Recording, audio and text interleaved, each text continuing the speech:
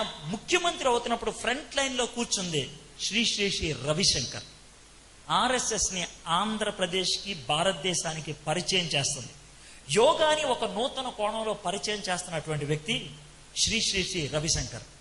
అమెరికాలో అతి పురాతనమైనటువంటి చర్చ్ లాస్ ఏంజల్స్లో ఉండేది. 3 సంవత్సరాల క్రితం 115 సంవత్సరాల ఆ చర్చిని రవిశంకర్ కొనేసి దాన్ని ఒక హైందవ దేవాలయంగా మార్చాడు. టెన్షన్ పడుతుందా? అది మనం జీవిస్తున్నటువంటి ప్రపంచం.